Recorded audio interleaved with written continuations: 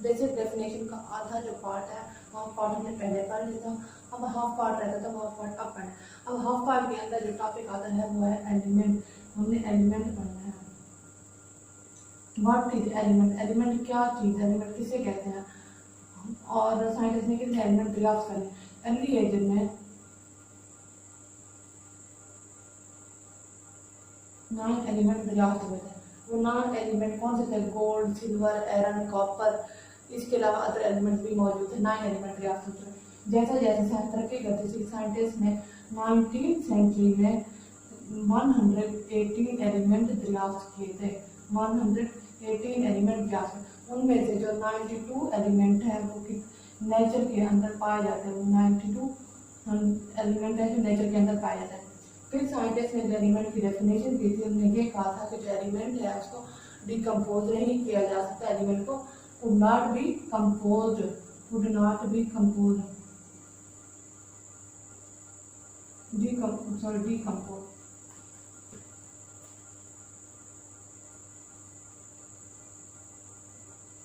Scientist ने ये कहा था कि जो एलिमेंट है उसको डिकम्पोज नहीं किया जा सकता, केमिकल ऑर्डिनरी मेथड के जरिए डिकम्पोज नहीं किया।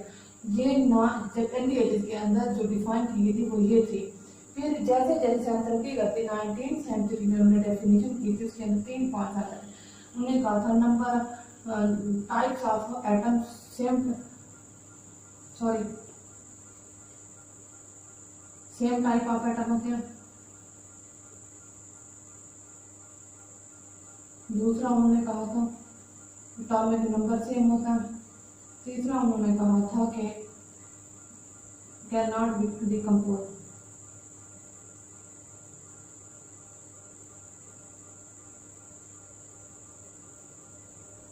मतलब एलिमेंट को डिकम्पोज नहीं कहता।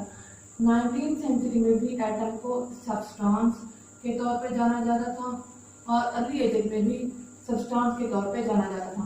उन्होंने कहा था एलिमेंट जो सेम टाइप ऑफ एटम से मिलकर बना होता है, इसका एटॉमिक नंबर भी सेम होता है और ये डिकम्पोज नहीं होता है।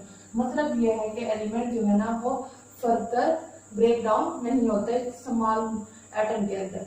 फिर जो उन्होंने कहा था एलिमेंट जो दरियाफ्त हो चुके हैं वो 92 थे नेचर के अंदर।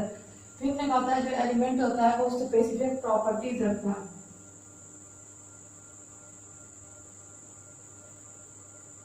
एटम की प्रॉपर्टीज स्पेसिफिक प्रॉपर्टीज होती है। फिर उन्होंने कहा था जो एलिमेंट है वो एलिमेंट 3 स्टेट में पाया जाता है, सॉलिड, लिक्विड एंड गैसियस। आगे से एलिमेंट जो मौजूद हैं नेचर के अंदर वो उनकी अपनी अपनी परसेंटेज है।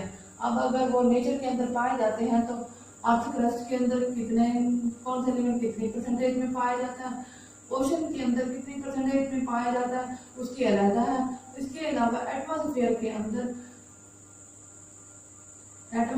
के अंदर एलिमेंट जो पाए जाते हैं उनकी परसेंटेज अपनी है। एग्जाम्पल लेते हैं हम ऑक्सीजन की। अर्थ क्रस्ट के अंदर ऑक्सीजन जो है ना वो पाई जाती है 47% और ओशन के अंदर जो पाई जाती है ऑक्सीजन वो है 78%, सॉरी 87%। एटमॉस्फेयर के जो अंदर पाई जाती है 21% है, 21% पाई जाती है।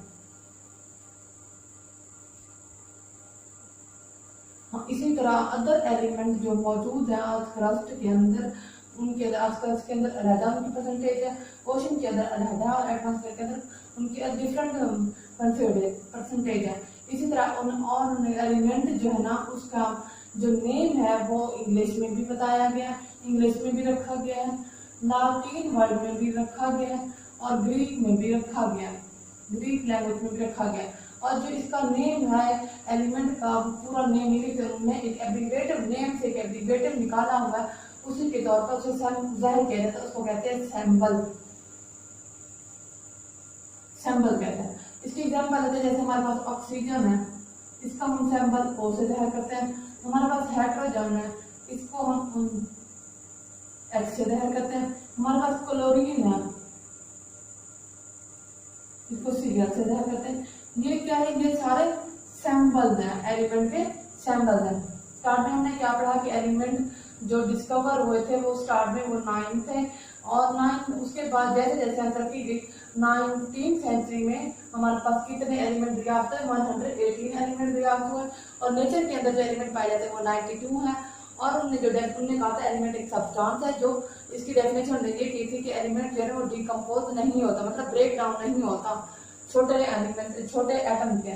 फिर उन्होंने ये कहा था कि एटम की वो जो डेफिनेशन की थी उसकी 3 पॉइंट थे। पहला नंबर उन्होंने कहा था कि atom same types of atom मौजूद होते हैं। फिर उन्होंने कहा था कि ना एटॉमिक नंबर सेम होता है। फिर उन्होंने ये कहा था कि एटॉमिक नंबर सेम होता है। फिर उन्होंने ये कहा था कि कैन नॉट बी डिकम्पोज, मतलब ये डिकम्पोज नहीं होता है। फिर उन्होंने कहा एलिमेंट जो है ना उसकी अलग-अलग परसेंटेज दी हुई है कि वो ओशन के अंदर, अर्थ क्रस्ट के अंदर और एटमॉस्फेयर के अंदर कितनी कितनी परसेंटेज इनकी पाई जाती है। अब हमने एग्जांपल दिया ऑक्सीजन की, वो अर्थ क्रस्ट के अंदर 47 पाया जाता है, ओशन के अंदर 78% पाया जाता है और एटमॉस्फेयर के अंदर 21 पाया जाता है। इसी तरह अदर एलिमेंट्स भी मौजूद हैं जो उनकी डिफरेंट परसेंटेज दी हुई है। उसके बाद उन्हें ये कहा है जो एलिमेंट्स हैं इनके नाम जो है ना इंग्लिश में भी दरियाफ्त हुए, लैटिन वर्ड में भी दरियाफ्त हुए, लैटिन जबान में भी दरियाफ्त हुए, ग्रीक जबान में भी दरियाफ्त हुए। और जो जो जिस कैटेगरी में इनके नाम दरियाफ्त हुए हैं वो उनकी एब्रिविएटिव निकाल के उन्हें एक सैंपल बनाया है, उस सैंपल के जरिए एलिमेंट को जाहिर किया जाता है। अब सैंपल जो है उनमें एक कैपिटल लेटर के जरिए जाहिर होते हैं। कैपिटल है, अब वो कैपिटल लेटर 1 भी हो सकता है एंड 2 भी हो सकते हैं। पहले 2 मतलब पहला एक कैपिटल जो है क्लोरीन का, अब CHLORIN क्लोरीन लिखा हुआ है। अब क्लोरीन का जो सैंपल ने बनाया Cl बनाया हुआ, 2 कैपिटल लेटर से बना हुआ, हाइड्रोजन का एक से बना।